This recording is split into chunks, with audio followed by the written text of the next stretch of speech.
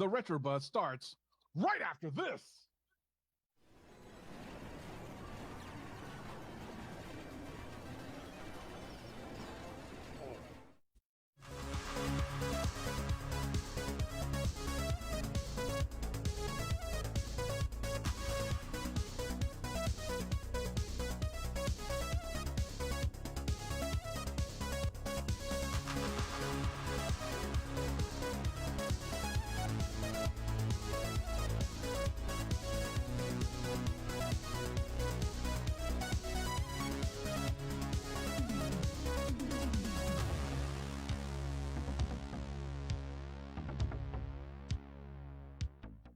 Want to qualify to win a Legends Gamer or Legends Ultimate? Participate in the Summer League event and you may be able to do just that.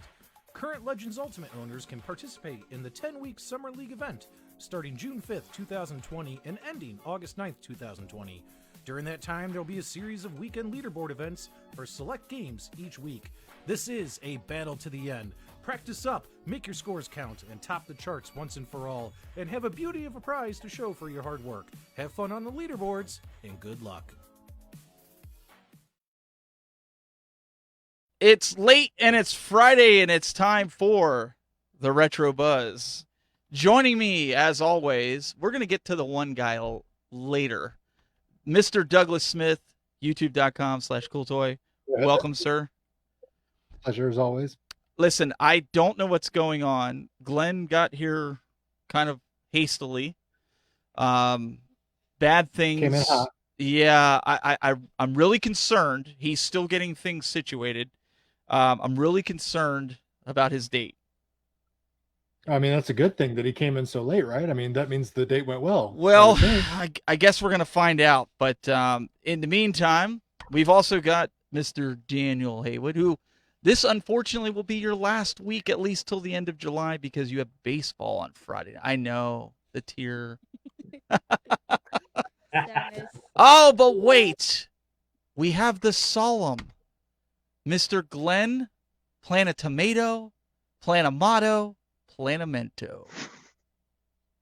What's going on, Glen? Yes. Oh, well, you know, I'm sorry I'm so late. It is all my fault that the show was late. I did have a date of sorts, and you know, it was very emotional on a number of levels, and maybe we'll get into it later, but we are pressed for time, and it's my fault. So I don't want to go too much into the Kathleen Kennedy thing right now, but we have a very special guest that, again, I'm going to be all giddy like a schoolgirl again, because I'm talking to someone who I look up to profoundly.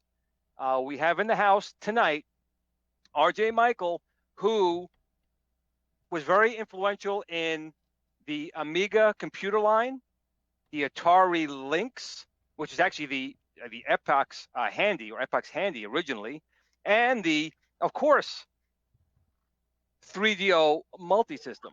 So RJ did a lot of work with all these. You can see they're all over the place. And if you people only knew the tragedy I had getting these out, if you guys know me at all, and you people do know me, I damaged my CoreGraph mini box and my Neo Geo mini box, bringing out my 1200 and my Lynx. So I cried for about half hour. So yesterday was not a good day, but I don't want to talk about that anymore. I do want to introduce RJ right now. RJ, thank you so much for joining us here on the Retro Buzz.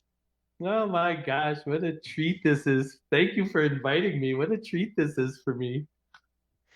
Well, there's so many things I know I'm going to throw at you. I think my co-hosts are going to let me kind of run with this one today. Yes. But I know you initially from the Amiga. You guys started with the Amiga, correct? Could you tell us a little bit what you had done with basically the beginnings of that machine? Yeah, I was one of the founding engineers of Amiga, and you know, one of the people that helped invent the machine and make it what it was. I had, you know, a big part from my perspective because it meant so much in my life, and we were able to change so many other people's lives with the stuff that we did. But you know, in fact, down there in the trenches, I was just one soldier with a great team of people that we were working with. It was astonishing accomplishment with just a handful of engineers to pull that whole thing off. It was remarkable, and I love that I was part of it, and I love that it has become so important over the years, and can't tell you how delighted I was to have had the great fortune to have been invited to, be part of that thing. God, it changed my whole life. And it was an amazing time because I'm sure a lot of people know, because I've said it before, and of course, a million people watch the Retro Buzz, that a lot of the engineers for the Amiga were actually Atari engineers. And, the original brainchild for the machine, Mr. Miner, was an Atari engineer. He wanted to create it there. Atari wasn't on board. He set on its own. You started your own little company, the Amiga company, making the Joy board. And I do have one of these little Amiga power joysticks here. You remember these? So I got one of these too. And it's a great joystick. It's a fantastic joystick. And what I want to get to is that you guys did what you could do. You ran into a money problem, and Atari kind of came in to save the day, with a very, being Atari as they were, an offer you couldn't refuse. But at the last minute, Commodore came in to save the day. Can you tell us a little bit about that? Yeah, first of all, while some of the real meat of the engineering department was Atari, a lot of it, the hardware engineering was not Atari, and almost none, I think none of the software had Atari vintage behind us. It was, those people, Silicon, it's various people around Silicon Valley. And, but anyway, I don't think too much of it was Atari, but it was heavily Atari influenced because, like you said, Jay Miner, who is, you happily call the father of the Amiga. He was at Atari and wanted it to happen with Atari, but by time Atari was trying to buy the Amiga, it was no longer Jay Miner's Atari. It was this new thing that was being run by this family that had been kicked out of Commodore, and now we're trying to use Atari to sink Commodore as sort of a, anger vengeance thing sort of thing. And so they were trying to buy the Amiga not to follow the mission, the dream that we had with the machine, but instead just to use it as a weapon to try to hurt Commodore. And they almost succeeded because they gave us a check for a big pile of money, and we only had a month to try to figure something else out. And then who else was going to come up with anything? Atari was at that point the only suitor, and we almost ran out of time. And at the very last minute, when we almost ran out of time and had to sell it to Atari, Commodore learned about the whole deal, and Commodore stood up and found out what Atari was offering us. And the guys at Commodore said, "Oh, well, we could do a whole lot better than that for you. If you want, we could fill your coffers with that." And they did. I mean, they were like they ended up coming in more than 4 times as much what Atari had been offering. And it was like this miracle because, one, we didn't have to sell it to those guys who clearly, we came to understand over the course of the negotiations that they didn't want us. They didn't want the team. They didn't want the group of people that had made that thing come into existence. All they wanted was the hardware. They wanted the rights to the hardware, and they were going to put their own people on it and make a thing happen. Later on, when those same people bought the Lynx from Epyx, the name of the company is Epyx, EPYX. And we, as you said, we called it Handy. Handy was our internal code name for that project. And likewise, when they bought it, they didn't want it for the engineering staff. They didn't want it for the tools that we had developed. They were just trying to buy the hardware and do their own thing with it. That was to their great loss, because when we did the Lynx, we had an awesome development environment. We had created the most amazing development environment, but when Atari bought it, they didn't want, because we had done it all on the Amiga. The original Lynx development environment was all on the Amiga, and Atari wasn't. Yeah, Atari wasn't. They weren't happy about that, were they? They weren't happy about that at all. To develop for this little machine, for this little Lynx, Atari had to buy the competitor's Commodore Amiga to write code for this little guy. So that must have really burned him. It was so bad. And it's even worse. And I have to admit, there's a person out there whose name I'm not going to say, but who we did a thing to, and we didn't like it because we liked him. Dave Needle and I both liked him a lot, and I still like him a lot. But there was Atari drove Epix out of business. Dave and I quit. We told them, don't make a deal with Atari. They're going to drive you out of business. That's what they do. They're going to find a way to drive you out of business. And Epix said, "Oh, you don't have to worry about it. We're big and strong, and we got great lawyers."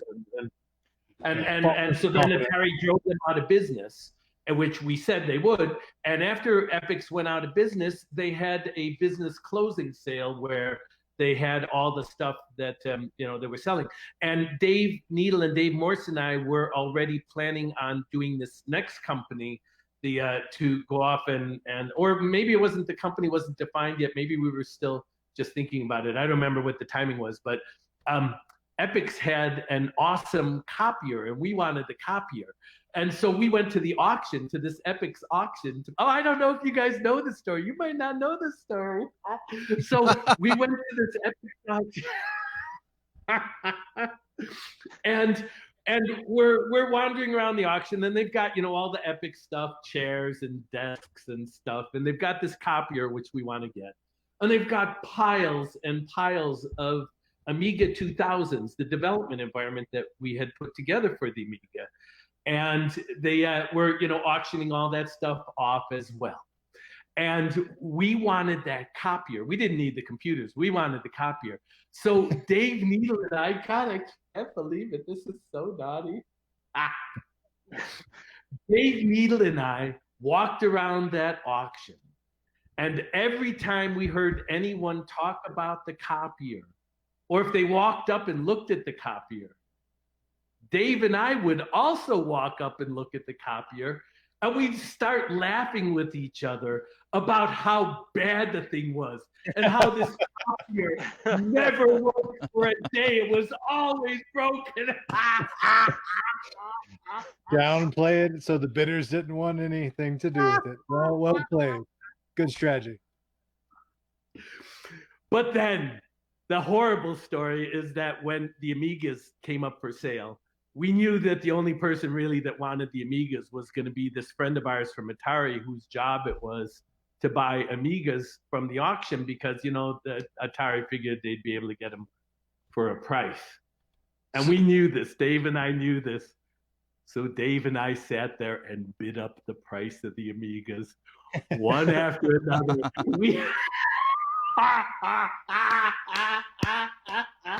Pad those numbers. Tony Schiffballer says that RJ owes you you owe him $1. Why? I don't know. Did you work with Tony, or was he in the development? He's in the chat room saying that you owe him $1. I don't. I have interacted with Tony a lot over the years. I just don't remember what the dollar is about.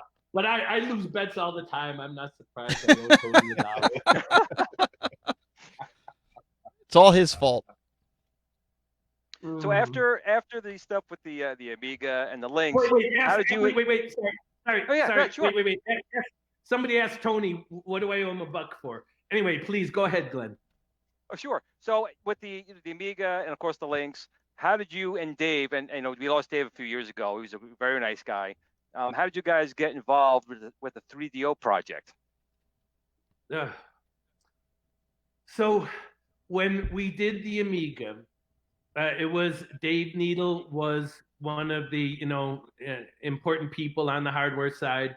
I was one of the important people on the software side, and the entire effort was led up by a fellow named Dave Morse, who was our great fearless leader, had come from Tonka, and he was a great business person, taught me a lot of what I know about business and about managing money and being independent and stuff. Dave Morse was awesome. And Dave Morse, Dave Needle, and I made up a triumvirate. We had the software side, the hardware side, and the business side. And the three of us knew enough about one another's operations that we could interact, we could help, we could discuss, we could make decisions together as a group, and really understand, all three of us, what was going on with the other parts. But then once it was decided, each one of us independently could go off and execute and make it happen.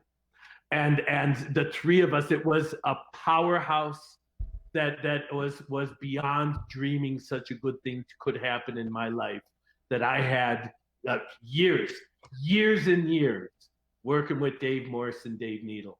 And we did originally the Amiga together, and then we got together and did the Lynx together, and then we got together and did the 3DO together, the three of us. Fantastic team. Just fantastic. Now, what would be your, I guess, favorite memory from that era? Did you enjoy more working on the Amiga, the Lynx, the 3DO, or can I not make that kind of comparison because to you they're all these little babies of yours? Oh, they're all babies of mine, but just like my own children, I happily will tell you which one is my favorite if you really want.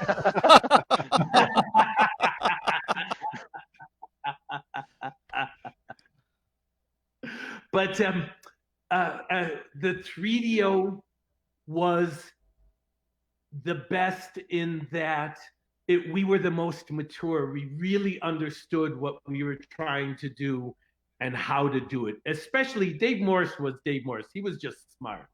But Dave Needle and I started out kind of dumb and had to grow into our britches. We had to grow into our shoes. And we did finally, but by the 3DO we really had it together and created the most mature product that the three of us did create together. But it was also the most clinical.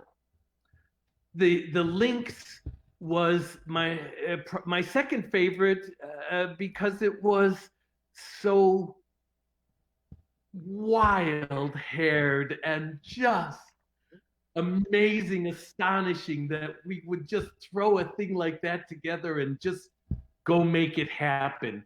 The Lynx was a nutty thing. The Amiga was my favorite because all of these were wild and wonderful, but the Amiga finally was the one that meant the most to me emotionally. The Amiga was I like to say we were on a mission. I at least was on a mission, and many of my fellow Amigans shared the same thing that we were trying to do, where we weren't we weren't making a toy, we weren't just making a computer.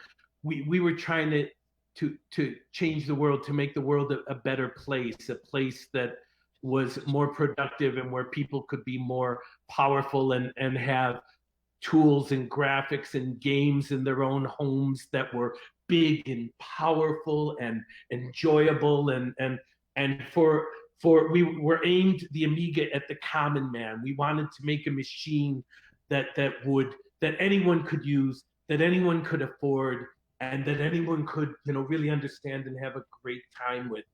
That was our goal from the beginning.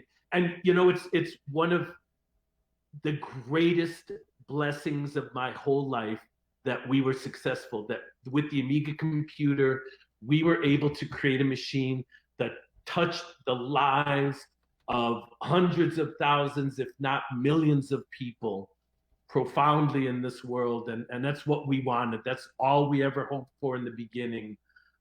All we ever hoped for is that we could make your life better. And I'm on this show now.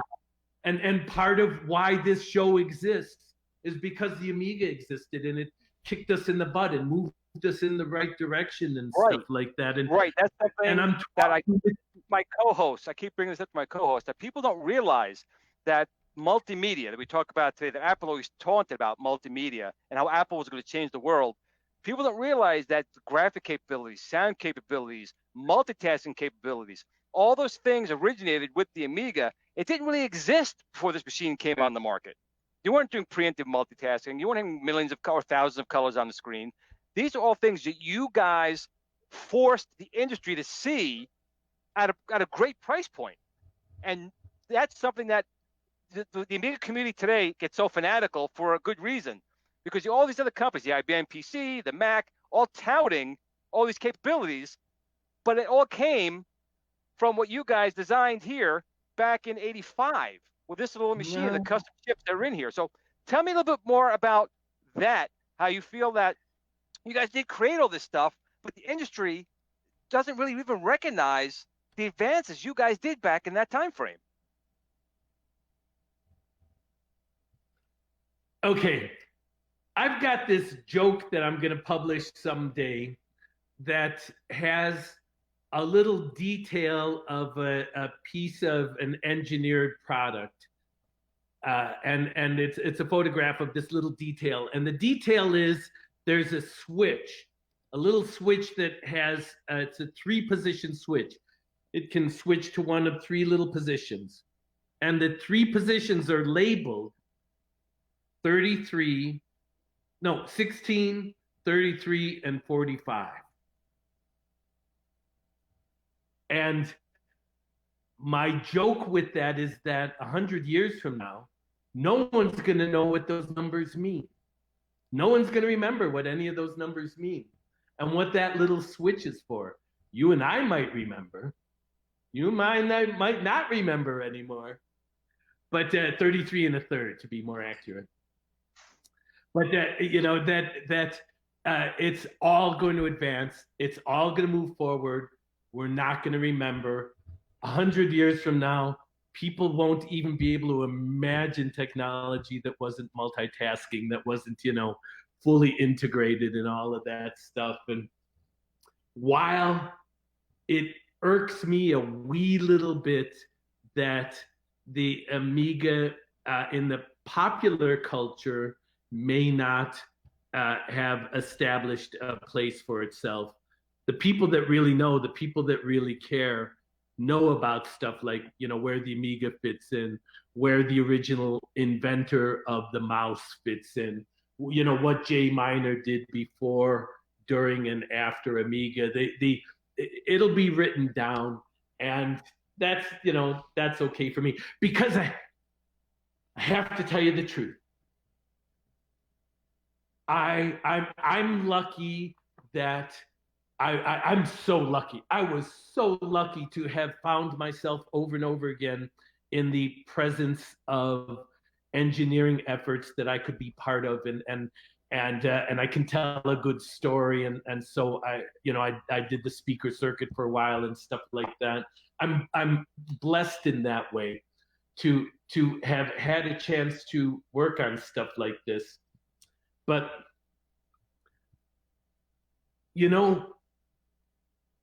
anyone can finally do this stuff.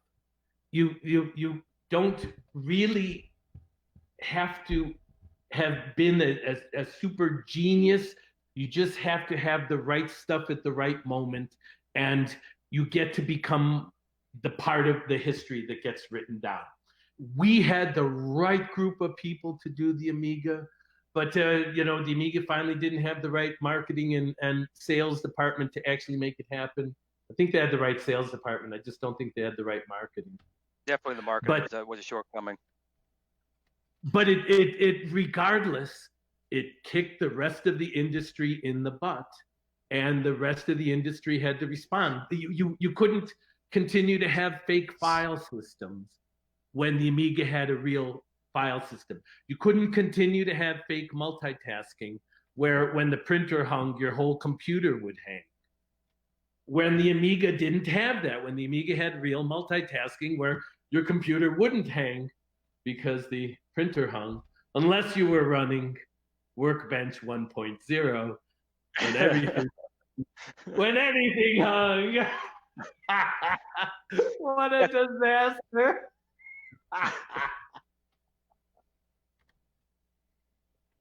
We got a super chat in the YouTube from Zohar, and he just said super chat for his awesome laugh. So RJ, your laugh is infectious and everyone's loving your stories. So thank you.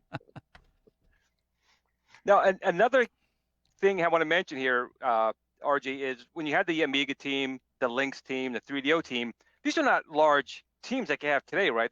Were semi-intimate, small teams working on the machines, right? Well, yes. The answer is yes.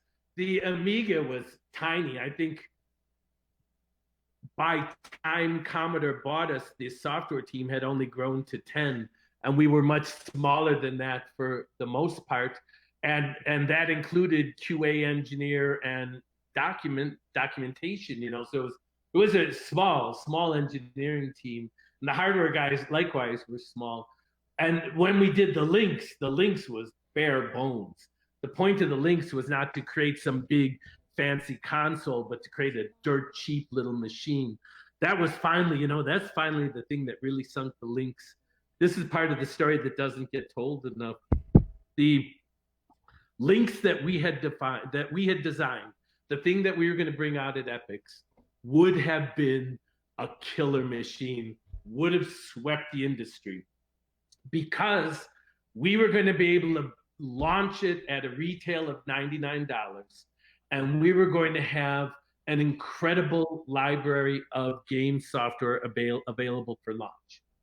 And the reason we were going to be able to do this was because Dave Needle and this guy Rick Rice, who was just this awesome, we called him Rick Rice, the king of the Far East, we used to call him, because he was our equipment and parts acquisition person. He was our Asia person. He was amazing, Rick Rice.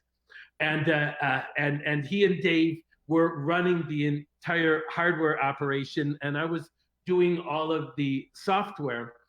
And gosh, I'm reflecting for a second on Rick Rice. I wonder whatever happened to him. But oh shoot, I lost my place. What was I saying?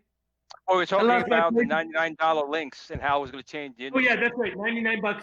Because we had someone like Rick Rice on the stick for us to get the price down, and Rick Rice had his relationship with the Far East, and Dave Needle had his relationship with all of the vendors and all of the hardware designers and me. Because of the Amiga, Dave and I both had superb relationships with the software developers throughout the industry, because from EA to the small little mom and pop shops that developed software for the Amiga, it was, as it was a heartfelt thing. People did it because they believed in the Amiga. And so it was real easy for me to have this relationship with them where they were enthused, they were behind it, we were behind it, we were all going to do it together. Dave had the hardware, the vendors, I had the software. It was going to be like this big success.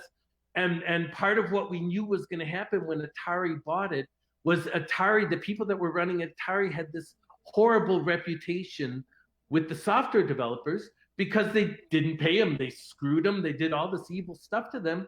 And it was different from the relationship that we had. And then it turned out likewise, the hardware people in Asia had been screwed enough by these guys that they weren't going to step up and have that happen to them again. So what was $99 turned into $129. And what was 24 titles at launch turned into 3 internally developed titles at launch and stuff like that. It was pathetic. The whole thing was pathetic, and the Lynx died because of that, because it was too expensive. And even though it was superior and it had color and all the stuff that made it wonderful, the red eye, because it had all that wonderful capability, it should have won. That machine should have won. Right. The Lynx only came to market about 6 weeks after the Game Boy. The Game Boy launched at about $80, $79. And when I got my launch Lynx, I paid $189. It came in California Games. And from the hardware specs, I mean, there's no comparison at all. I mean, it's like comparing a Model T to a Ferrari. So are you saying that the Lynx you would have had for $99 if Epic still had it, it was the same basic hardware? There was no real difference. It was that same design, but just when Atari got it, they had basically cheesed off so many people in the industry, they weren't taking a chance, and it ended up costing more because of that? Or was the hardware actually a little more simplistic than it turned out to be? The first one that you said, if we were done, and we could. Now, okay. There's two things. One, finally, it would have been a $99 machine. We would have sold it for $99 from the beginning and taken a little bit of a loss on the first 10,000 units or something like that. I mean, honestly speaking, there's production ramp up and stuff like that. The first units we would have paid extra for it. But yes, we would have launched it for $99, and you probably know, your viewers might know, still to this day, there's a super sensitivity in the U.S. market to that 2-digit versus 3-digit number. If it's $99.99 versus $100, if it's 99 versus 100, that's all you need. Yep. That's what my date did to me tonight, actually. And you said you paid $189 for yours? Yeah, see, I could have got it for $99.99, but ended up charging me way more than that. But what are you gonna do? What are you gonna do? So, I mean, that is a shame, because the thing with the ATARI Lynx, again, it was very advanced. You had 8-person multiplayer. Now, correct me if I'm wrong, because obviously you're the designer. Originally, didn't the Handy have the ability to use just one cartridge and it would download the software over the Comlinks cable, and then Atari changed it so you had to actually buy a cartridge for every Lynx? Is that a true rumor, or was that not true? So yes, it's true. We had designed a system that would allow you to buy a game once and give a grunt copy, not a copy that would run the whole game, but a copy that would be enough to communicate with the master copy and allow you to play a game. So we could be, in a multiplayer game, and you just need one person to do it. We play an online game right now, a small plug for Jackbox. Those guys are so awesome. And it's that same model where all you need is one person to buy the game, and that person can share it with others. It's just a wonderful model. And we had we didn't build it in. We just had designed it so it could work that way. But Atari rejected him. Surprise, surprise. Yeah. Why sell one game when you can force them to buy 8? Exactly right. Yeah. Pirating is don't best. get me wrong. Don't get me wrong. I have no problem with the company making money, and I don't have any problem with a corporation doing stuff that'll maximize its profits and stuff like that. It's just, there's a difference between trying to make money and being cutthroat. And I think there's plenty of everything to go around, and that you can do it with goodwill and make it happen for everyone, rather than, slashing tires out in the parking lot. Now, speaking of slashing tires, was the Lynx always using cartridges? I also heard a rumor that it used almost like a cassette. Was it always cartridge based? Yes, it was always cartridge based, except we had other mechanisms that we had built for development that never actually, I don't think, made into actual developers' hands. I think it was just for our internal use, because we didn't have, the mag tape thing right at first. And so we used other mechanisms, serial ports, and I don't think we ever did cassette tape, but we did other tricks to fake the system into believing, it was running like it should. But I don't think any of that ever got into the hands of the software developers outside of our initial group. Our initial group included Dave and his team putting together the hardware. I did a runtime library for the Lynx, and I had a team that did tools. And then in addition to that, we developed 6 games that would be available for the launch. And they were 6 of some of the most awesome games that were available for the Lynx, including one of my favorites of all time, this game called Gates of Zendikar. Oh, yeah. That was the first game I bought. Gates of Zendikar. It's one of my favorites because it's got my face in it. You know about that? Yeah, yes, but if my face was in it, they'd return it. So it's better your face than mine. RJ, we've got a question from the YouTube chat says, can you ask RJ about his educational background? Seems like they were doing a lot of cutting edge stuff at the time. Ah, cool. So I got a degree in computer science from the University of Illinois. And it was, so my degree was, so it would have been 79.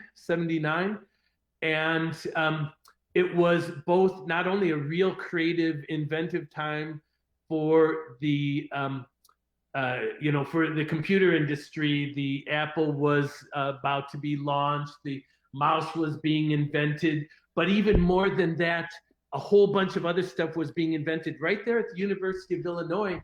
There was the video graphics department was at that time, while I was studying there, they were inventing this new technology that would take a live video feed. Now get this, it's game changing, it's remarkable. It would take a live video feed and allow you to create a graphic and overlay the live video feed with this graphic that you created that the live video feed would show through. A thing like a banner at the bottom that said RJ Mical, something like that. They were inventing it. We don't know nothing about that. We don't know about superimposing graphics on video or doing any of that stuff. We don't know nothing about that. Can you imagine it? I got to witchcraft you speak. Nope. So it was truly a cool time. I played one of the original flight simulators that, when I played it, was not a 3D flight simulator that showed planes, but what it was a top-down radar view of an airspace with little symbols to show where the various airplanes were. And it was remarkable because it was updating live. It was, like Pong, where Pong was updating live and the boop, boop, boop, boop. But this was airplanes. Little, symbols showing the different airplanes. And I don't know if I want to be an airplane that's getting boop, boop, boop. I don't want to be in that plane. I was gonna say, he got you all excited by doing. He mentioned Pong, so He did. That was it. He did. That was the end of it. That got me going. What? So did you play a Pong? A hardware one, or do you remember the first Pong? Glen probably owns like 50 versions of Pong. Yes, I do. I'm not shy to say that I have the original 1972 Magnavox Odyssey, and I played it when it was released. I'm not afraid to say that. And I have the Atari Pong's Warlords, some of my favorite games. So yes, these young guys, you don't realize what they missed out on, RJ. But I was there. You designed it maybe, but I enjoyed playing it. Hey, the oldest game I played when I was in school was the little turtle that you had on the computer when you were in computer class, and the turtle went around the screen, whatever it was called. Logo. See? So, we both know, RJ, me and you win. We won again. We looked forward. Doug, did you play that in school? I mean, we looked forward to that. I missed that. No, he played Turtles. He was Oregon Turtles, Trail, Ninja Turtles. Yeah, he played the Ninja Turtles, not those turtles. What? And Daniel is gone, right? Nope, Daniel's He's around here somewhere. He's still here. He's listening because he's like, I know Fortnite. Daniel, do you know what logo is? Do you know what logo is? No. No. No, Okay. Lego Never logo. played it. It's not a game. It's a kind of a programming language where you learn how to drive a turtle around, and it draws lines on the screen. And it was kind of like an intro language for a lot of people for a while. Correct. The text instruments, TI logo, was very prevalent in the schools. And I was a little old for that, but I do remember other people using it. But RJ, I have another question for you. So you obviously have the Amiga, the Lynx, and the 3DO. Out of each one of those, what's one feature you guys wish you had incorporated at launch? What is something the Lynx should have had that you wanted to have, the Amiga, or the 3DO? What is something you wish they had gotten at launch? Okay. What an awesome question. F and A. I don't know that anyone has asked me such a question before. This is awesome. Okay. The answer is obvious for all of them for me. the first one for the Amiga.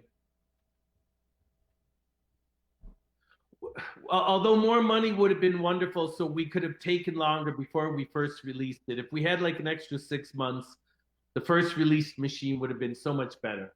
But that aside, the thing that really killed the Amiga finally was the Amiga was so early that we did memory management in software, but we didn't have a hardware backup. Right, no Memory MMU. management was software only, and if I could add one thing to the Amiga, it would be memory management hardware. Nice. If I could add one thing to the Lynx, other than not selling it to Atari,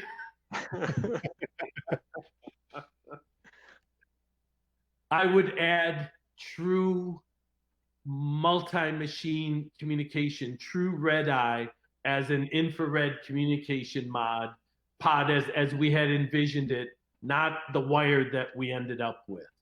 The wire was okay, but not as cool as it would have been if you had a little pod you strapped onto your machine. And we had two models, one a pod that you strapped onto your machine, but we were always worried because if you took a pod and strapped it onto your machine, that you would end up blocking it. If you held your machine down here, you'd block the pod.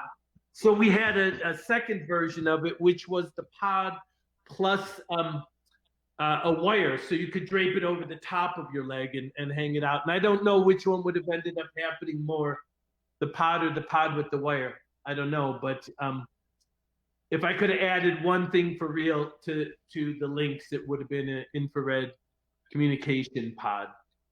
And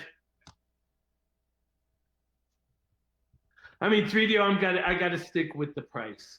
If I could change one thing about the 3DO, I would have begged the management team of 3DO when it was launched to reconsider that price, because the 3DO was by far and away the superior machine, and as was the Lynx, as was the Amiga, and should have done better. And but that 3D, the 3DO though, but the 3DO was manufactured on a hardware side, and software was done independently of that. 3DO company sold the chips, correct? And then other manufacturers had to make the hardware. So it was kind of hard for them to dictate pricing on that, right? Okay. Yes, you are so right. And so I'll change my answer, and I will say that I wish I had talked 3DO management into going with a smaller RAM footprint. If we had gone with the smaller RAM footprint, the machine would have cost significantly less. Hardware manufacturers would have sold it for less, and with a smaller retail, and it would have sold more. If they had even knocked 100 off the price, it would have been awesome. They could have knocked 2 off of the price, it would have been huge. So yeah, I would have lived with a machine with less RAM, and and have smaller, less cool games than like the Amiga did. In the beginning, the Amiga was bare bones with RAM, but everyone wanted the better experience, so they went out and bought a RAM expansion. Right, but with that being said, the Amiga 1000 came with 128 meg of RAM, correct? And it still had preemptive multitasking. Try doing that with a PC or a Mac. 128K of RAM. 128K. Sorry, even I was wrong. And you still had preemptive multitasking. 128K. You're right. I'm killing them. I'm killing them. Yeah. So think about that, people. Think about that. I was even wrong. 128K of RAM on a computer, and it was still able to preemptive multitask.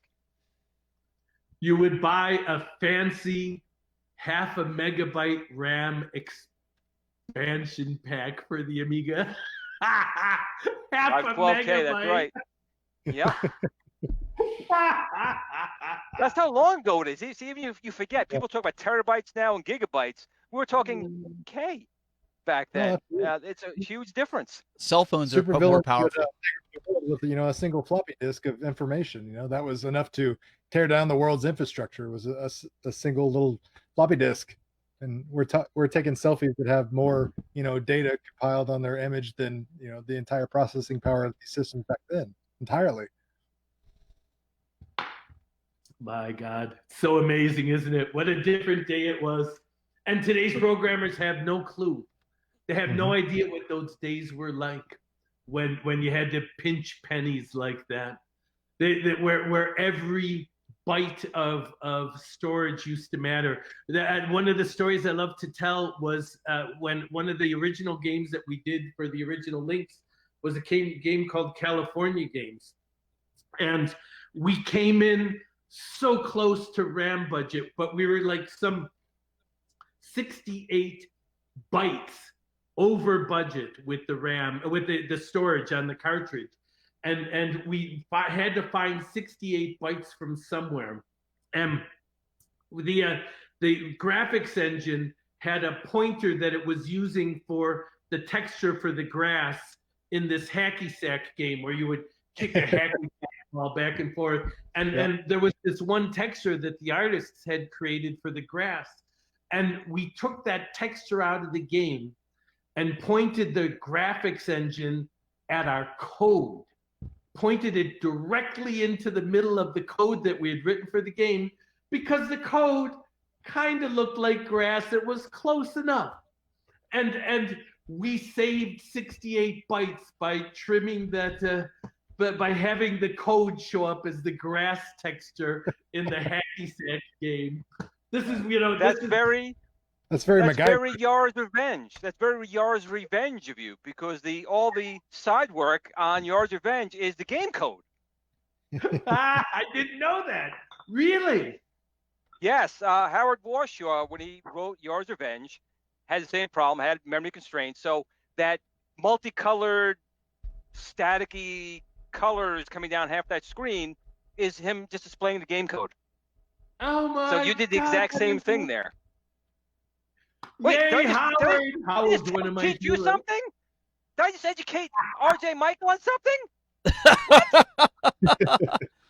Wow, the Yay! teacher, the student teaches the teacher. No, the student Ah. schooled the teacher. Giving The Glen the student business. becomes the master. There you go. You just No, got there's schooled. definitely one other thing I want to ask, but actually it didn't come from me. It was actually something Doug had said before, but I don't know if Doug remembers. Doug had asked a question, and I said this with all respect. I mean, with all due respect. The Amiga, the Lynx, and the 3DO were, by far, without question, the most Superior. powerful machines of their era. By far. The Amiga had a good 8 to 10 year lead on everyone else.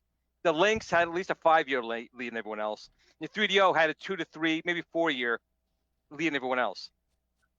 How do you feel that you made all these incredible machines, these incredible architectures, these very advanced machines, and yet none of them, they're beloved, don't get me wrong, all of them are beloved by the people who have them, but they weren't that one that stuck. They weren't the PlayStation 1.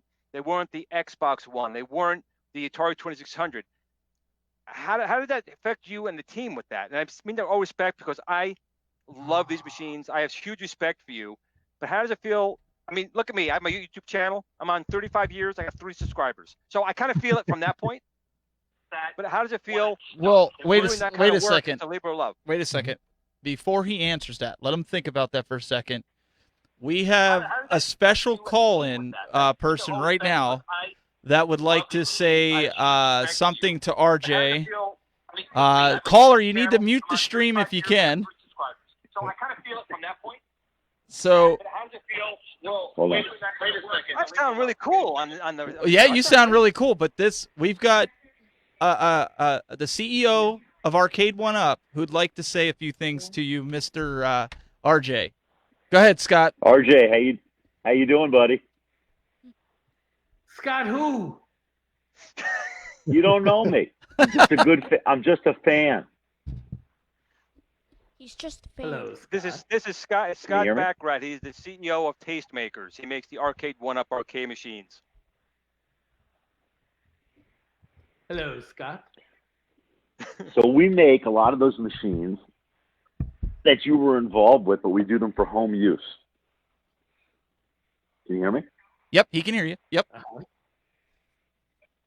And I'm sitting here listening to this podcast, this conversation you're having, and actually it's great because I'm learning a lot that I had no idea about the history. I think you probably know guys like Joe Camico, who probably works with you on some of the Defender stuff. Yep. And just those machines were just so incredible. And I just wanted to call and kind of just show some respect and say thank you, because without you guys kind of laying the groundwork initially, we would have never had the opportunity to do what we're doing today. And I'm going to tell you personally, just no business or anything else, I spent a lot of days, a lot of hours, and a lot of time playing Defender, Pong, the rest of them. And it was a great motivation for what we're doing today. So I just want to say thank you. You play Pong now, today? You play Defender today? I couldn't play Defender today if my life depended upon it. But I was pretty good back in the day. I still do play Pong. Yeah. I never got good at Defender or Stargate. You had to be like some sort of Defender was good to play the game well. Yeah, you had to have that crazy finger combination, right? You know, the guys know being to a this teenage day, boy in that era, you had to be an octopus with the dates. So that gave you some extra dexterity in the game of Pong. But you know what, Scott? You could probably still beat Glenn. I could try. I don't know. Scott, I will come down to your office. I'll bring my Atari Pong console. We'll go head to head in some Pong. Done. RJ, go. where are you based out of? I'm in California in the United States, and have been sheltering at home for more than 3 months. And one of the cool side effects of it is that we have now applied to the federal government for statehood for this beard. This baby is impressive, don't you? You know, I have one, but mine's not clearly as long as yours. But yours looks more distinguished than mine. Distinguished. Glenn. Glenn, he wants to Anyway, say I just wanted to call in and thank you very much. Be safe. We appreciate it, Scott. Appreciate you calling in. Yeah, And thanks for calling, buddy. All right, guys, take it easy. Thanks a lot, guys. Take care. Take care. Thanks, man. RJ, that's basically, you just spoke to the president of the gaming arcade industry right there. So we pay homage to Scott. Well, that's why normally we don't Bow. take live phone calls during the show, but I felt like this is one that we make an exception. He really wanted to, pay homage to RJ, and I was like, yeah, call in, man. Glenn. We'll get him on there. Yeah, that was awesome. Thank you. What a treat. Well, there's definitely a connection too, because like RJ, a lot of what you've developed, the goal, it sounded like, and the basis for a lot of the projects you worked on was getting these games and these computers and things like that to as many people as possible. And that's the similar kind of thing that Scott's doing with Arcade 1-Up. He's trying to revitalize the arcade industry and make it accessible to people, where previously we all just grew up as kids saying, oh man, golly gee whiz, I wish one day I could own an arcade machine in my own house now. And Scott's company is kind of making that not only available, but it's captivating people's attention by allowing them to not only buy an arcade, but many arcades, and have those experiences that they had growing up at their homes. So it's no fog required. And no fog required. And I can honestly say, like, my son is a big fan of Centipede. Like, I think he got to level 17 on the Arcade 1-Up Centipede machine over there. So, I mean, for a 7-year-old in this day and age, right, to play Centipede is. I also want to say something. Go ahead. Say something to Glenn. He wants to say something to you, Glenn. We all know you're bad at Pong. You don't have to hide it. Not Pong, baby. Not Pong. I said bad. Pong's my boy. He could probably play Pong. All right, we'll have to do that on the Legends sometime. You'll have to play Daniel if we can get. I'm sure there's Pong on there. We could play it and play it over. There is. And then we'll film it. There is. There is. There is. Or we can just battle on Centipede. Do that too.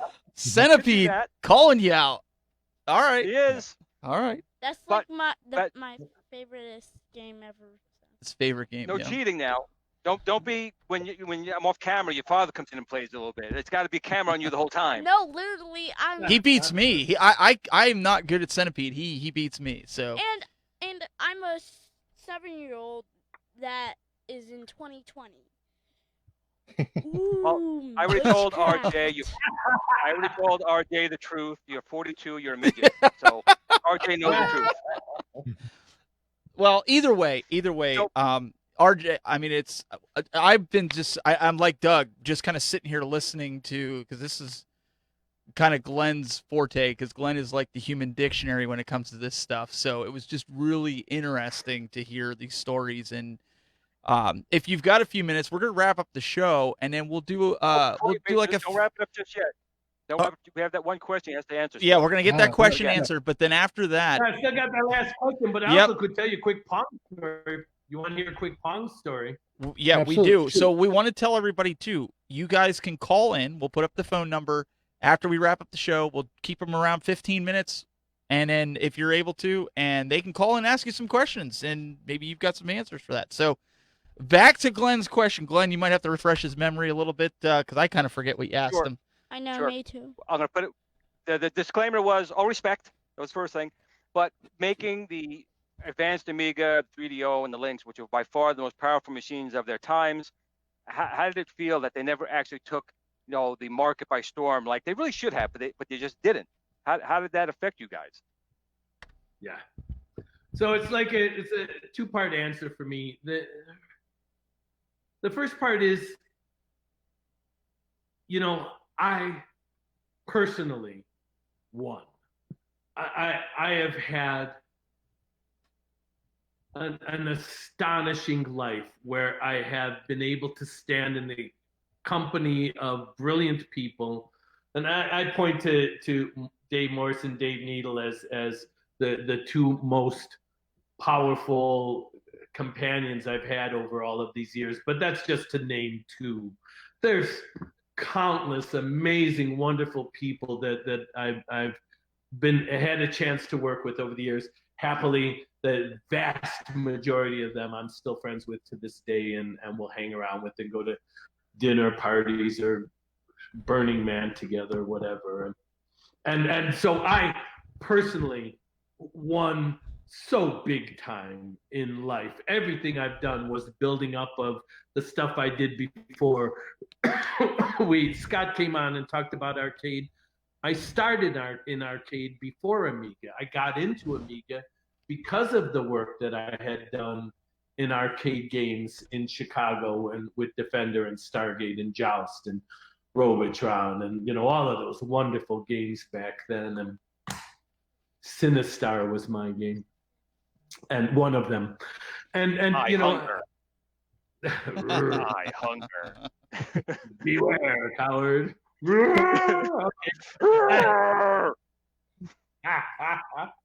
But so me personally, opposite of I got no complaints. Me, I am who I am today. I get invited onto an amazing show like this to talk about my story a little bit and to share with other people because I was so lucky, because I was able to create such good stuff. And yes, the machines never became 100 million billion sellers or any like Nintendo and some of the other ones did, but I don't care. We were able to create such cool stuff, and I got invited to create more cool stuff, and then I got invited to create more cool stuff. I mean, me personally, it's just been an amazing life. But the other side of it, the second part of the answer, is the more meaningful stuff. We created the Amiga, and we always intended it for it to be a machine that would help other people realize more, become bigger and greater versions of themselves than they might have otherwise. And we succeeded a lot. We have heard so many wonderful testimonials from people whose lives were changed, whose lives were enriched, who found new avenues for expression, new careers to have and stuff like that. And for me, I mean, that's what we did it for. And I could not possibly ask for more. than to have people be happier in their lives because of the stuff that we did. You know, I mean, that's why we did it. Awesome. Amazing. Thank you very much for it. I speak mostly for myself, but as you know, the community is big. You know, my childhood, my teenhood, okay, I was old, my adulthood was really focused on these machines, and my love for them is huge. I really want to thank you for such great memories and current still memories I'm having with the machines now. RJ, thank you. Thank you, Glenn. Thank you very much for inviting me to do this. This has been just a real treat for me. This stuff makes me feel so good. Thank you. Well, we appreciate you being on here, and we'll get in the post show. We want you to tell that Pong story when we get in the post show here. But RJ, again, if anybody wants to get in contact with you, they can head over to your website, mical.org, mical.org. For those listening on the audio version only, you guys can check out his website there. But again, thank you so much for joining us. And I publish a weekly puzzle. If anyone wants to join my puzzle list, please send me an email, rj@mical.org. Be happy to add you to the list. Doug, Stephen, Daniel, thank you very much. This has been a real treat. Absolutely. And we also It's been want an absolute pleasure to have you. Absolutely enjoyed the stories, and I can't thank you enough for your contributions to the gaming community, sir. So, Doug, what do you got on deck for Sunday? So Sunday, it's going to be a little hidden gems type of thing. So the At Games Legends Ultimate Arcade Cabinet has, over 350 built-in games, and that can be a little daunting for people that are just trying to find some cool games to play. So I picked hand-selected 10 games that I think people should check out that maybe are not as well known, not those big name titles that I think are still really great games that they need to check out. So it's going to kind of be a hidden gems top 10 list for them Sunday. Awesome. Check it out. YouTube.com/CoolToy. And my son is happy because 2 of our Ghostbuster action figures have come to this week. We got Stay Puff and the Green Ghost. Yep, Slimer. And so mine are in the package. His are out and breathing, and he can't wait for the Ghostbusters to get here. Right? They're cool. Doug calls them the plastic traps. The plastic traps. Yes. Yep, plastic Yeah, coffins. from the Transformer Decepticon video. Yeah, he watches your stuff. So this will be Daniel's last week, unfortunately, until the end of July. He is in baseball, but we'll bring him back. On my days off, maybe I'll practice Centipede so then me and Glenn can battle. Hey. And Glenn's kissing his keyboard. And of course, This is actually my girlfriend. This is my girlfriend, Amiga. I thought it was Atari. no. I'm gonna tell her. You're gonna be busted. YouTube.com/GPlanamento. Not Planet Tomato, but Planamento. And you can see him kissing his Amiga, his Lynx, his Ataris, all that good stuff. Make sure you go check them out. Check out all the official groups, Arcade 1-Up, At Games, and all the other great groups that Glen patrols over there on Facebook. And Patrols. Whatever. guys, you can find me. Just go to thetechbuzz.net. Everything's there. We really appreciate you guys hanging in with this late night show because of Glen's date. Glen, we might be making some changes for next week, so we'll leave that as a surprise for you guys next Friday. We'll return at 6 p.m. Eastern. Make sure you guys subscribe to the podcast, audio and video, and we'll be back next week. For those of you sticking around for post-show, get your phones ready, call in, ask RJ some things. We're going to stick around for a little bit. And those of you that got to go, I understand. We'll see you next week here on the Retro Buzz.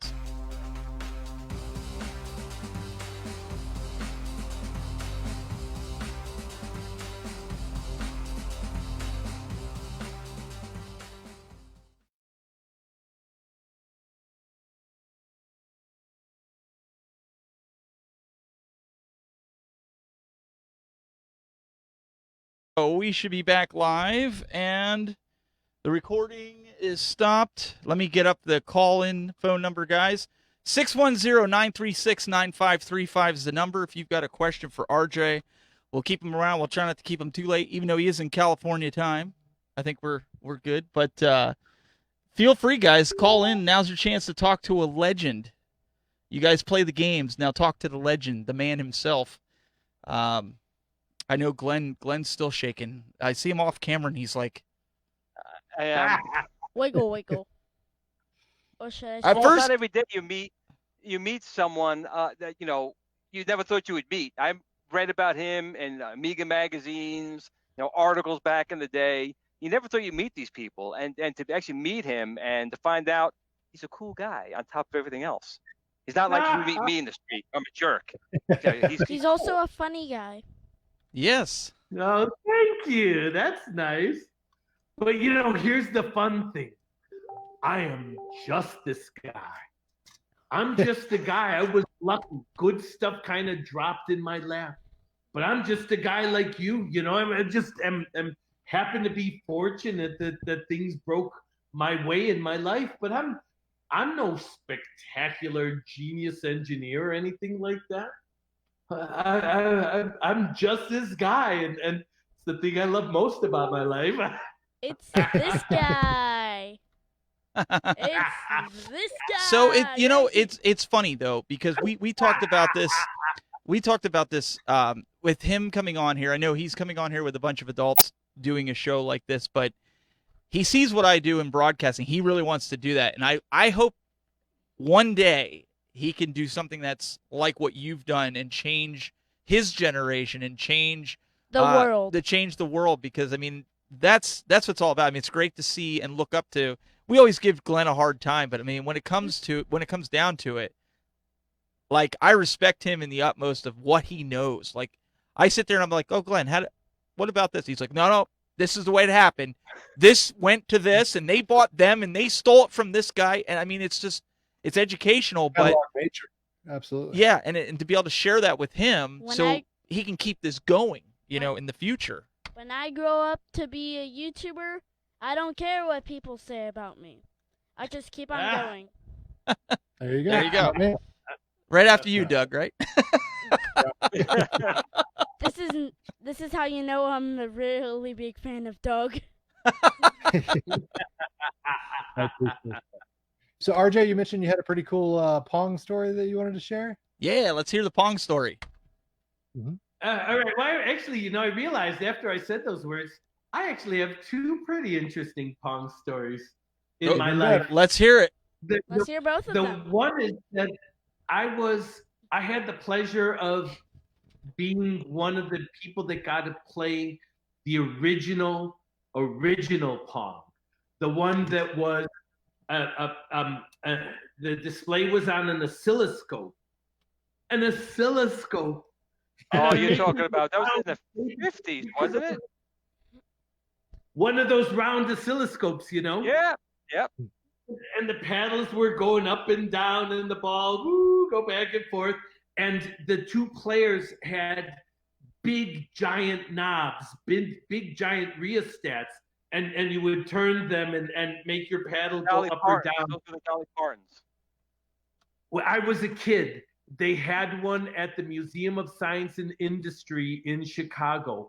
I was a kid, and I got to put my hands on one of those paddles and play one when I was a kid. So that's cool story number one. Wow. Long before Pong was Pong, back when it was a little game on an oscilloscope, I got to play that game myself. Ooh. But the second one is, I'm sorry? Oh, no, go on. That's pretty cool, isn't it? Yeah. So the second one was, now fast forward, 30 years, 20 years. So I'm at this conference called SIGGRAPH. SIGGRAPH stands for Special Interest Group Graphics. And SIGGRAPH would once a year, SIGGRAPH came once a year, and every year they would have this big auditorium that they would set up for this special interest group graphics. It was computer graphics. And every year they would show a movie. There was a movie night where they would show you the most amazing movies that had been created by the computer graphics industry over the last year. And people would submit their movies and they would be shown. And some of them were real cool shorts from computer graphics that were being added into movies. Some of them were, fascinating 3D dental videos that someone had put together. It was, some of them more interesting than others, in other words. But it was an interesting fun. It was always fun to go once a year and see this big movie presentation of all the cool things that had been done in graphics that year. And then one year when we went, as we were walking in, they handed to us little lightweight ping pong paddles. And the ping pong paddle had green on one face and red on the other face. And you went and we took our seats in this giant auditorium. There's 1,000 of us. And there's a big corridor that ran right up the middle that divided the auditorium into two halves, 500 on this side and 500 on this side.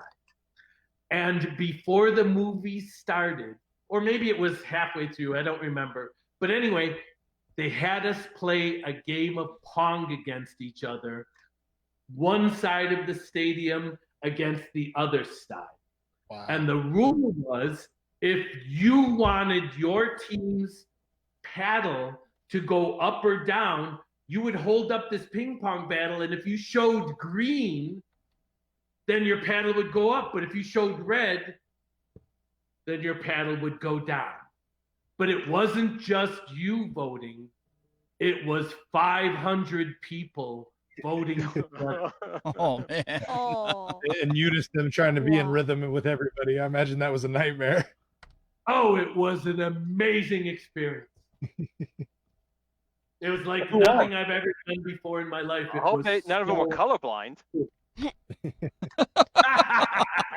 Oh, Glenn, you have to make jokes. Why? So I think Glenn, maybe he's probably got some other stories. I think we need to hear your story about what happened tonight that didn't go so well. Oh. You're not going to escape this episode. I mean, I got people texting me going, Glenn didn't explain what happened. He left us on a cliffhanger. What happened? Well, in all honesty and fairness, there's no way I would ever sit down with Kathleen Kennedy. We all know that because she's evil. However, I do want to say that 7 years ago, I had a family move across the street from me. My son was 8. It was just me and my son, and these people moved across the street, and they became great friends of mine, and we became very, very close. My mother just passed away, a couple weeks ago, and her mother and father live in Florida, and they're not doing well. So they decided to sell the house and move to Florida, kind of last minute. They got a great deal on the house, and they left. And I'm be honest, I'm kind of heartbroken. They were really great. They were really great friends to my son and I. And this is a special episode for me with RJ on it, which is my high today. But it's very upsetting that Mary and Jamie and Casey and Jackson are moving away. And it's difficult when you find people that are there for you in the bad times, which they were. I'm sorry, guys. No, don't be sorry. They were just a very good to us over the years. I'm just going to miss them very much, and I told them that tonight. So I hope they do well, and I hope their parents will do okay down there as well. So again, sorry about that. Back to Kathleen Kennedy. She's evil. All right, there we go. Only Glenn can do that in the same sentence. Yeah. Be sentimental and then go, she's evil. You had us all worried about and sorry about you. Then you just. Well, you can still be sorry. Hey. So, Doug, I believe there's a Meatball Saucy has a question in YouTube for RJ. Says almost every X386 game I ever played was compatible with Amiga. What was the kill point for Amiga on PC? When did PC become Microsoft only? Oh, that's a good question. There's a good question. When Kathleen Kennedy took it over, that's when. Yeah, that's it. That's a big oof. Wow, I don't. Uh-oh. I'd almost have to I say don't- just when the PC came out itself, I mean, everything was a personal computer, but IBM was just so big, they just absorbed it. Mhm. So I'd say around You know- 80, 82. It's finally because I believe the PC is where it is today, and Apple where it is where it is today, and the Amiga is where the Amiga is today, because the PC, the IBM, the Microsoft served business. Business was its first master. The Apple was aimed at the artist. And the Amiga was aimed at the artist as well, but Apple had a better marketing department. But they were both aimed at that same market, the more creative, the less numbers and the more colors audience of people. And it's still that same breakdown to this day. Just that the Amiga is not one of the contenders anymore. But it's the numbers are still basically the same as they were back then. Apple's gained a little bit. Apple gained a whole lot when it became, Unix at its core. The operating system was Unix at its core, and that solved a lot of problems for everyone. It's still, it's still number 2 by far. So we have And we have a caller that called in. But I don't know if it's our tradition, our weekly giggity giggity. So caller, you're on the air. Hey guys and dolls. It's our weekly. Give us that. All right. Right. It's our Giggity, weekly. giggity. Yeah, It's- we also have another question in the YouTube chat from Wolf Knows. It says, RJ, for Sinistar, what were the alternate statements from Sinistar other than the ones we know? I'd love to hear the director's cut version of his sayings. Hats off as well. Love all your work. I happily will say, beware, I hunger, and all of that stuff. The fun thing about those recordings is I'm mature enough, and it simply doesn't matter anymore. I'm happy to admit how stoned we used to be back during those days when we were developing those games, and especially when we were doing the audio for that. There was this guy, Mike, who was just this wonderful person, the excellent human being that was doing the audio for Sinistar.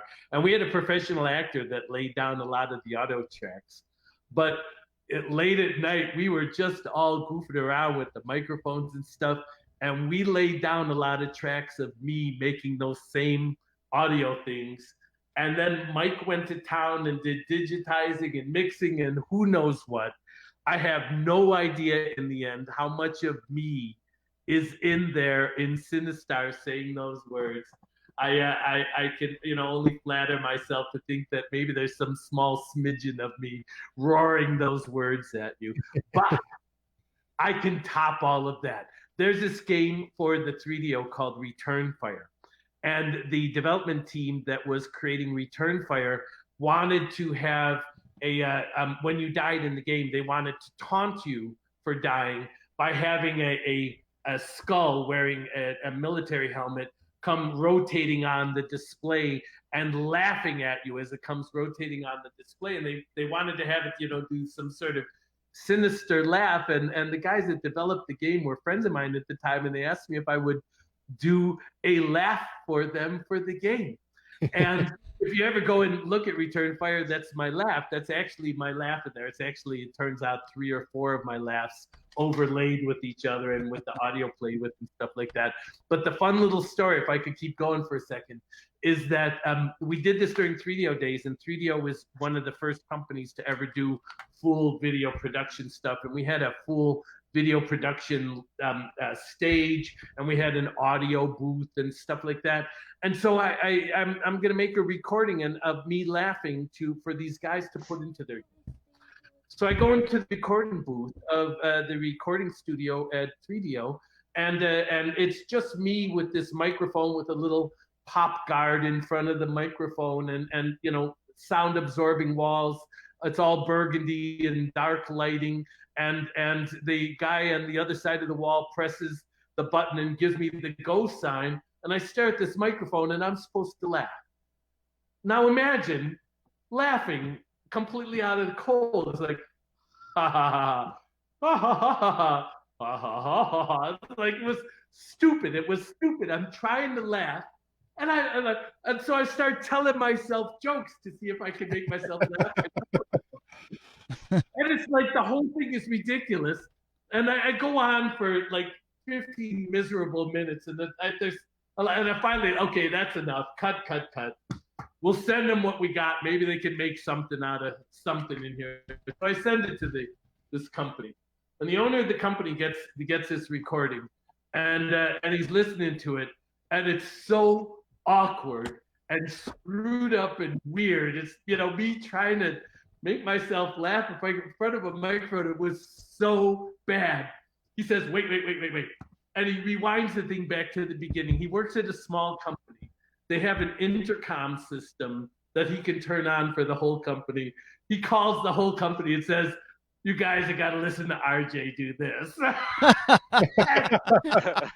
He needs to play the whole damn tape to the whole damn company. Put you on blast.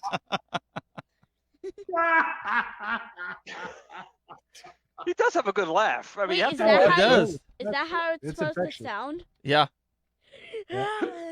No, Good. the laugh is like,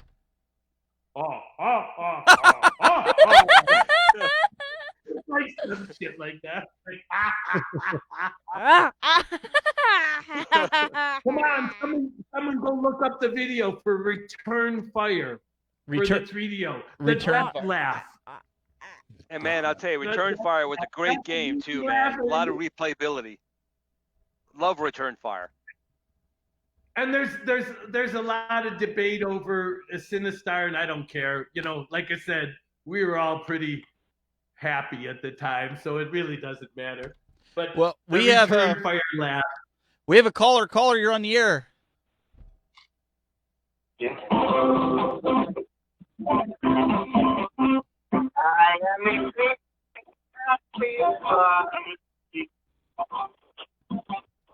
Caller.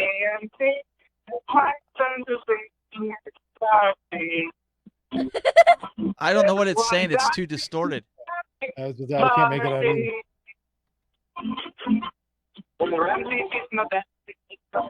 Someone got into the Jack Daniels a little too early tonight. Yeah, I was gonna say Hey, listen, if you're gonna call in and do that, at least make it audible so we can understand the joke. Yeah. Clue us in. You gotta say it. I think that was an Apple employee. You know what? I think it was somebody from Sega. Everything else they've renounced this week has been a joke, so why not that be a joke? No. Sega. Oh wait, did I say that out loud? Yeah. And Yeah, you I don't know also about yelled. I don't know about that fog gaming, because like we said earlier, you go to Taco Bell, come out 20 minutes later, I can make a fog gaming. Yeah. Yeah. I'm not too big on that. I don't know. Doug, are you gonna defend your precious Sega? Normally I would, but I mean, I really couldn't. That's a hard one. Yeah, like with the Which everyone Sega? thought the pick. I'm sorry, what? Which Sega? The main Sega Japan, so we'll say. So, they had their 60th anniversary celebration, and they teased some announcement that was gonna, upheave the gaming industry as a whole, and everyone was on pins and needles thinking, oh my goodness, are they gonna make a new console? What are they gonna do? What's this thing that's gonna, revitalize the gaming industry, is how they, I think, worded it. And their big announcement was their fog gaming for Japanese arcades, which is, essentially going to make cloud computing available for the local arcades, which kind of sounds like a good idea for some people, but it kind of defeats the purpose of going to the arcade and having an actual physical experience and hanging out with friends and that whole communal experience that only an arcade can deliver. If you're sitting there just, remotely playing an arcade game from your house, even if it is the arcade hardware, sitting in a closed arcade somewhere at 3:00 in the morning, it kind of defeats the purpose again of going to the arcade. So I'm not sure how this actually helps the arcade business in Japan, keep it alive, keep it thriving, or how it even upheaves and revitalizes the industry at all. I was scratching my head the entire time when I was reading about that. You know what it reminds me of? Back in the early 2000s, SETI, which is the search for extraterrestrial intelligence. I think they're looking on Earth actually for intelligence at this time, actually. But they did start something with people using a screensaver. And if your PC was on in screensaver mode, it would download these chunks of SETI data to check for, ET signals. It's kind of like that, but I don't get why. I don't understand why they're doing it. I guess the computers are on and they can use the electricity better, but does it change the gaming industry? I don't see it. Ooh. Not at all. Ooh, that's sad. And changing the gaming industry would be Sega revitalizing the Amiga 5000 with the AAA chipset with the 68060. That would change the gaming industry. Yeah. True that. So, Doug, if I could ask a question then. Absolutely. What is your experience with cloud gaming so far? What do you think of the technology? Is it have a hope? Is it the wave of the future? Is it useless? What's your opinion? No, I think it's great. I will honestly admit I'm biased towards physical media, but I appreciate cloud gaming for its approach to being able to make certain gaming capabilities more accessible to the masses. Not everybody obviously has the finances or the capability to have these expensive dedicated gaming PCs and things like that. So to be able to access and play things via cloud gaming it's a great tool, and I think it's, and like you kind of hinted towards, kind of the wave of the future. Obviously, not everybody's just going to leap on and just get away from physical media and dedicated hardware, but it's making things a little more accessible to the masses, which I think is something that, with your history of engineering, is something that you can probably relate to as far as wanting to do. Although my history has led me, I'm catching a little bit of a sense from you that maybe we are simpatico in one way. I personally like to possess the bits. I want to hold it in my own hand. I want to own the game. I want to be able to play it on my own hardware. I don't want to depend on the cloud. I don't want to depend on the internet to be there. Correct. I want to possess this. Yeah, 100%. I want sole ownership of it. I want to be able to play it anytime, no matter what, when I don't have to worry about a server going down, anything like that. I want to have full access. That's why I've got stacks and stacks of movies and Blu-rays and things like that on my shelf. Yeah, sure, I can go to Netflix and watch 90% of this anytime I want. However, if for whatever reason something happens, the internet's not working, I can own, watch, and enjoy this content anytime I want, any way I want, any form factor I want. And I love having that capability. Gaming's the exact same way. Sure, I appreciate the cloud gaming for, again, being able to get things out to people that maybe not have that same capability or access. But first and foremost, I think you should always just have physical media and hardware. Man, I think we might be brothers. Let's hope. I like to hear it. Let's hope PlayStation. Let's hope PlayStation and Xbox listen to that and don't do digital only for PS5 and Xbox. That's the way they keep crawling, more and more towards digital content. Yeah, right. And I that's hope not. why the last machine I have is a PS1 and an Xbox 360. It stopped there. I want to have the copy. It bugs me enough that when you put the damn game in, you got to wait 20 minutes for it to download a patch. I want to put it in, play it, pull it out, put it on the shelf. I want to have a tangible thing, tangible. I know kids today are big into Fortnite, and they buy digital downloads of people dancing. No, not him. He hates it when he has to sit there and wait for it to download and upload and all that stuff.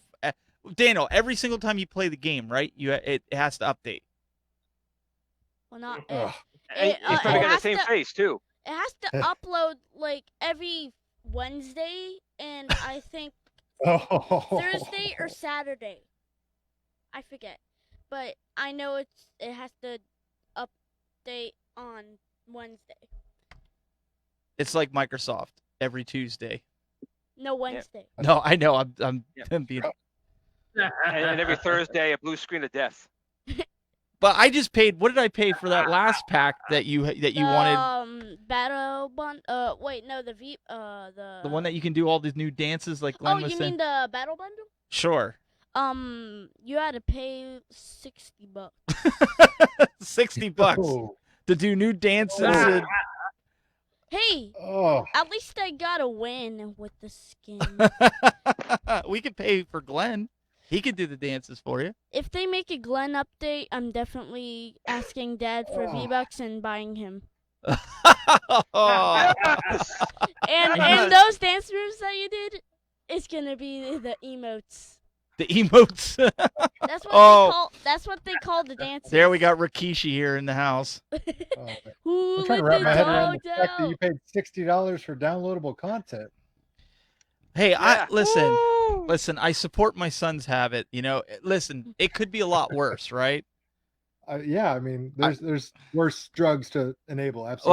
Well, that's what I'm saying. Like, there's so many other things that I guess I know my dad wouldn't have done that. I guess there's just some. You're just a nice one. Well, no, it's not so much that, but like, there's so many. If I can encourage this, it would prevent maybe something down the road that would be a lot worse. And I guess that's the way I'm looking at it. We got a caller calling. Caller, you're on the air. What's up? What's your name? Hey, it's me, Angel. What's up, Hey, guys? what's going on, Angel? How's it going? Not much. I got to do my weekly call. I have a whole bunch of things I got to say. All right. First, RJ, I appreciate everything you've done for the community and for the video game industry. You know, everything you've given us is totally greatly appreciated. Thank you. Thank you very much. And I love your characteristic. I mean, you look like a happy and joyful man, and it's good to see somebody that enjoys and loves what they do. Yep, he's a total opposite of me. He's my opposite. He is your opposite twin. Actually, if I grow my beard out, it's That's possible. true. I think you need to work Yeah. on that. You need to work on that. I could. Yeah. There you can do go. that. Hey, at least we know Santa exists.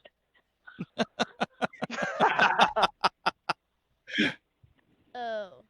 And for you, Glenn, we love you, man. We will do anything for you. We're here for you no matter what. Thanks, Angel. I appreciate that. I honestly feel bad about even asking that because I thought you were going to have some sarcastic, funny story to say. And then you started getting into that. And then I just kept shrinking down in my chair if you could have seen me. And I'm like, I thanks. think we all shed a tear Well, with him.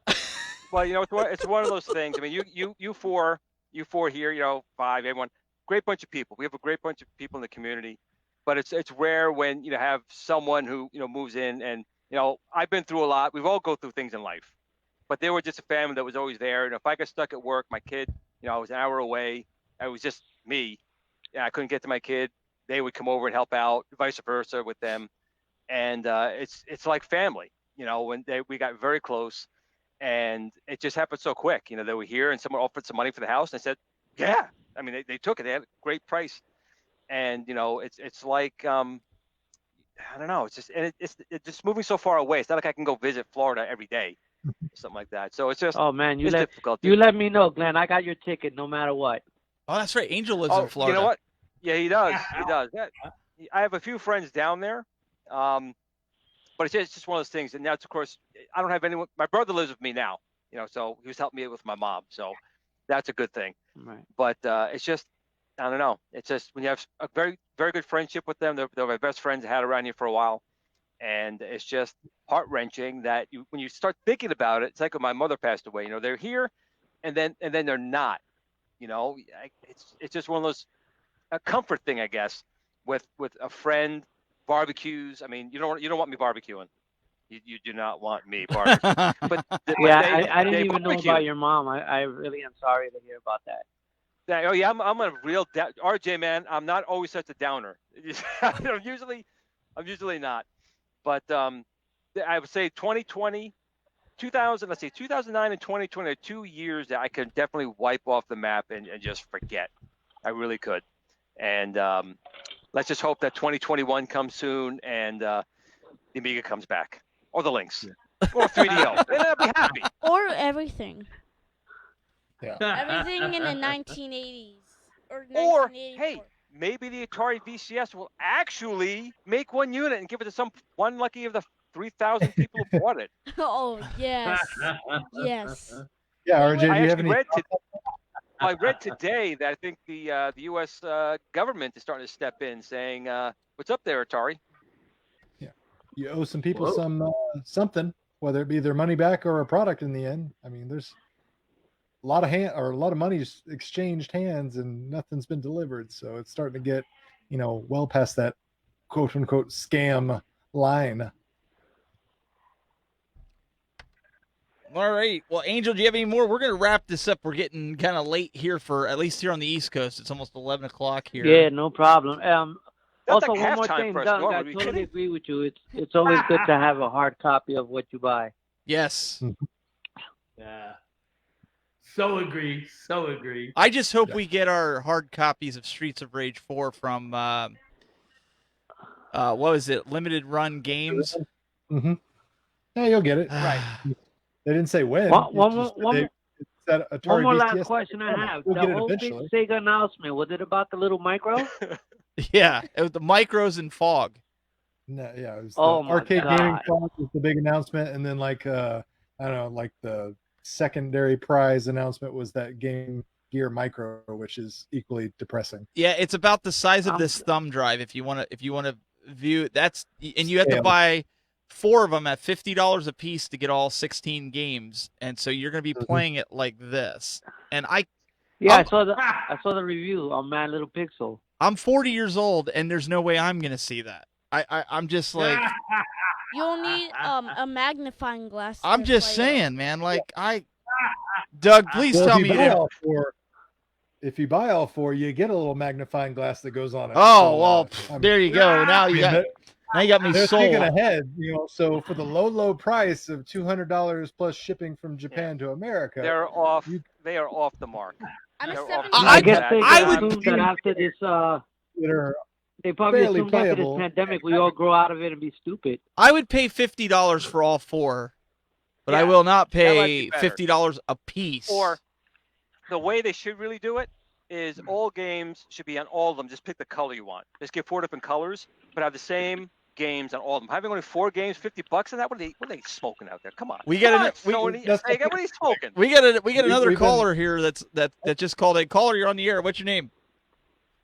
Hey guys, this is Jeffrey. Thank y'all so much. Hey Jeffrey, what's going on, man? Hey Jeffrey. Going pretty good. Hey guys, I just want to let you know I appreciate the show. I look forward to it every week. It's been a real rough week for me, and so just thank you for the show this week. I appreciate it. Well, we appreciate that. Yeah. Yeah. But I got a question about RJ. You said you worked on the 3DO. How did that? Because I had a 3DO when I was growing up. Did you work on the fabled M2? That was going to be the follow-up? I didn't work on it directly, but I worked with, I managed engineers who did work on it. But I myself didn't work on it directly, no. I know a little bit about it, though. Yeah. The specs on it the 3DO, like I said, far superior to the PlayStation. Far superior. Oh, the M2. You say the M2 was going to be superior to the PlayStation? Much superior, yes. Oh my gosh! Because the 3DO when it came out, because I remember I bought a Jaguar, but no games came out for it. And back in those days, you could take it back to Electronics Boutique within 30 days and trade it and actually get your money back. And I got a 3DO, and I still got it at the house, and it was. I mean, the 3DO was an awesome system. I mean, Electronic Arts supported it like crazy. I mean, we played Madden. Madden was unbelievable on it. Need for Speed. I mean, it was an awesome system. Exceptional on there. Although, let me ask you what. Oh, I'm sorry. Oh, sorry, go ahead. I was going to say, what was the reason why they had to daisy chain the controllers? Because that's the only system I've ever seen why you daisy chain controllers. I have never known another system to do it. And I was just going to mention one of my favorite games of all on the 3DO was the FIFA soccer game that Electronic Arts did that it was a 6-person game. 6 people could sit around on the couch next to each other, each with a 3DO controller. And because they daisy chained together, 6 people at the same time could sit around on the couch and play a 6-person game on one television screen. It was unheard of. It was the only game, I think, ever in the industry that gave us that kind of capability. So, Wow. And there was a serial connection, right? It was basically using a serial connection for the controllers. Yeah, not only was it a serial connection for the controllers, but one of the little known facts about the 3DO is that we pumped out audio signals through those controllers where you could plug in headphones, and based on what team you were on, we could play one of 2 different audio tracks to you through those headphone controls. I knew about the audio because the headphone jack on there, but I didn't know that. So John D's shooting on your 3DO. He's like, 3DO is whack. Move on. Pew, pew, pew, Hey. pew, pew. I do have one thing I want to say because John D's in. So I just want to ask you all, and if you have an NDA, you don't have to answer. But what is your one prediction for a cabinet that Arcade 1UP is going to announce on Wednesday? I think they're going to announce a driving cabinet, and personally, I would love to see a Daytona USA cabinet. So, I don't know if it can happen. You know what? I'm done with Arcade 1UP, so I'm going to spill the beans. I know exactly what it's going to be. It's Bubbles.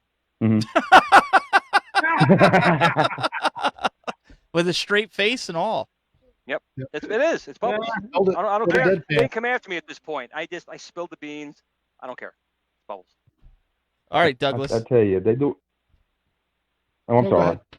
No, fine. Go ahead. I was just gonna say with Arcade 1UP, they do a great job, and I'm very happy. I got 11 cabinets. Well, 12 counted Big Dog Countercade, but I'm just a huge fan, and I'm going to support them until the end. Yeah, that's just that. So you said you wanted to see a Daytona USA announced. I would love to with Daytona USA, Virtual Racing, maybe Outrun, and maybe Sega Rally.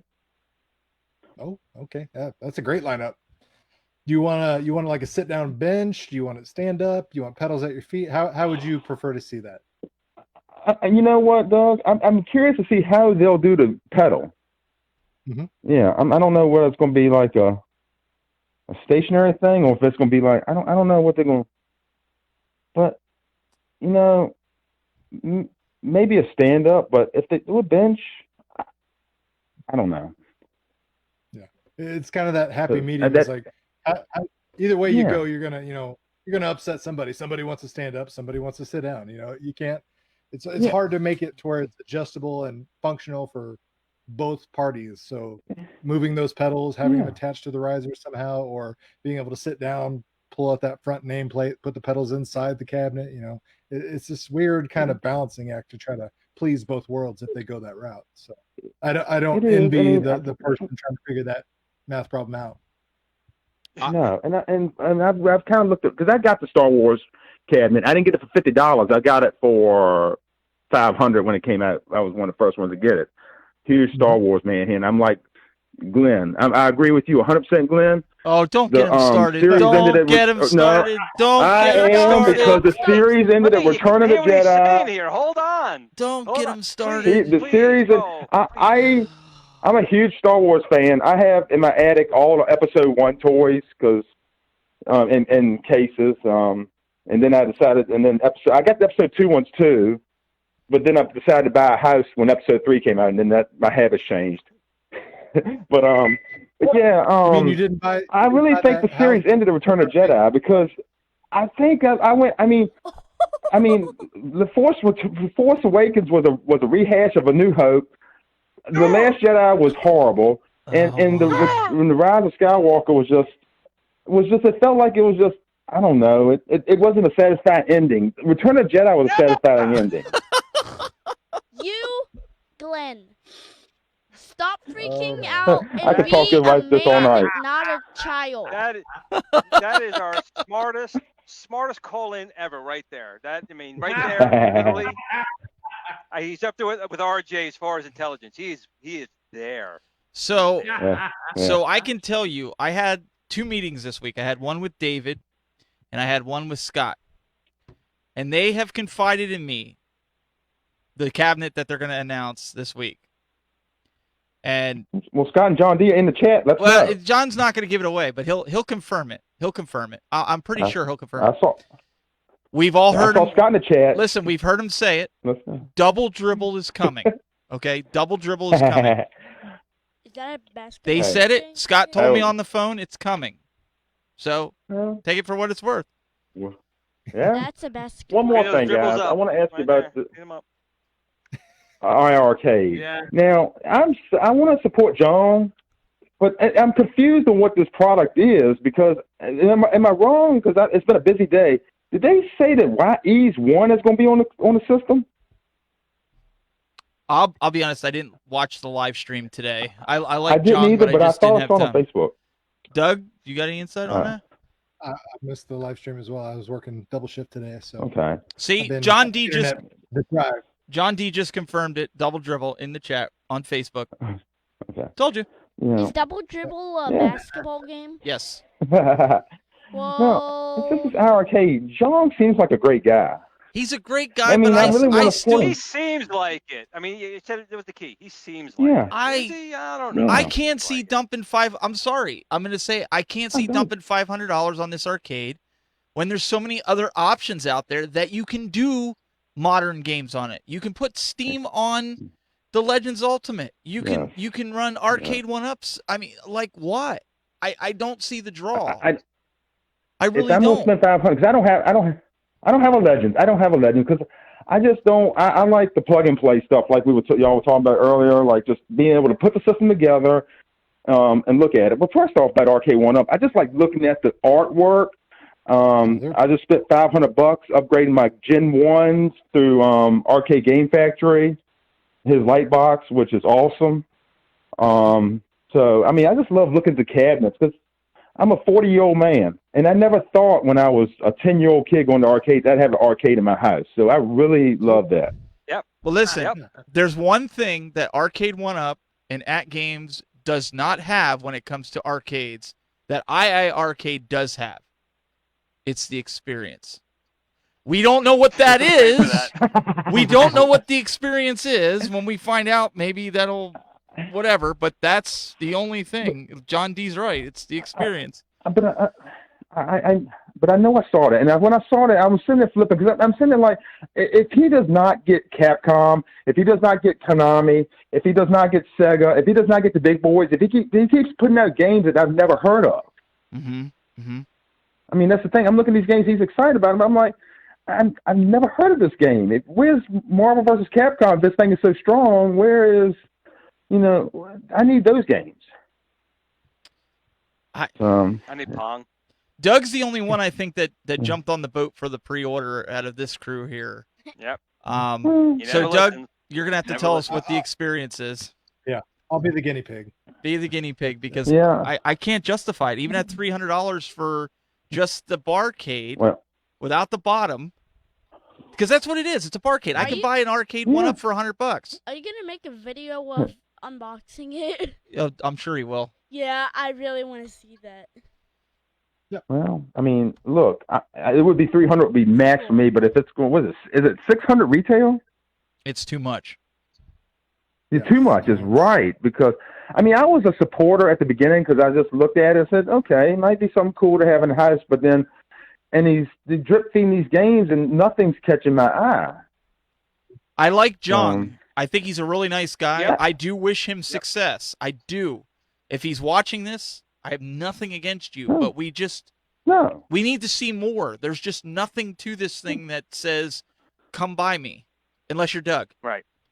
Well, there's also a problem of like, kind of being late to the market because if Arcade 1-Up wasn't around, At Games wasn't around with Legends Ultimate, and we were talking about this thing for $600, we would be blown away with like, oh my goodness, we can get this little countertop that can do all this for $600.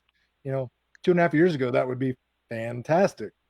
Flash forward to now, unfortunately, being third person in the race, so to speak, or one of the last people coming to the market with this type of home arcade experience, you got to deliver something different, and we don't have the true definition of what that experience is, so it makes it kind of an uphill battle for sure.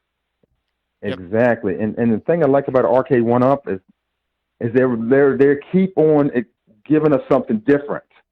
I would have never ever dreamed of having a Star Wars arcade in my house. I would always looked about getting an original cabinet, but I didn't want to spend $2,000. Mm-hmm. You know? Hey, if you can find a full-size Star Wars Atari cabinet for $2,000, you're doing all right, because a lot of time they even ask for. I think I saw it at one time for and this was a few years ago. I want to say I saw it on eBay or somewhere for under $2,000, and I was seriously looking at it, but I don't know what the shipping was. Well, I bet you it wasn't working well. Yeah, that's the other thing. It may not have been, and it's just so I don't know, but I'm happy with my product. What's that, RJ? Hey, and Glenn, thank you, because you made the 12-in-1 awesome. Yeah. Very welcome. So and thank you for supporting the spinner. anti-Kathleen Kennedy thing. That's perfect. Thank you. I do. Hey, let me ask you one question, Glenn. I did not, because I never bought I've got the spinner, but the ball. I never bought the ball. Are you coming out with a V3 ball, from what I understand, that kind of is an improvement? Yep. Hold on one second. RJ, I saw you said you had to go, and I want to say, first of all, thank you so much for joining. And he may have already cut out. I think he did. Oh, he cut out. He did. I needed to. Thank you for joining. We needed to. That's why I wanted to wrap this. We needed to talk to him real quick before he got off. So you need to tell him to call back. It's a matter of importance. You got it. So I was trying to. Real quick. That's why we were trying to wrap this up here. I knew he was gonna have to tell him to jump back on, because we kind of need him to get on. But the Glenn can answer that. Then we're gonna wrap, because we really gotta. I gotta get. It's 11 o'clock. You need to head up to bed, there, son. Yes, don't shake your head no, because you have an early day for baseball. Get moving. Go. I want to say goodbye to them. Say goodbye. Bye. Have a good night, Daniel. You need to He's go. coming right back in. All right. He's popping right back on. All right. So go ahead and answer I'll answer that question about the ball in 1 second. and then we'll get off. You want me to do that first? Yeah, do that, and then we're gonna get off air, because it pertains to off air. Gotcha. So what was the question? about the About the trackball. Go ahead and answer that. Well, what was the question about the trackball? Are you coming out with a V3? Yes, we are. We're coming out with a V3, but everything's gonna. We have a couple things still coming out, but the Star Wars Yoke's got to come out first. So we're still on schedule for the Star Wars Yoke for July. Maybe worst case end July, first week of August, something along those lines.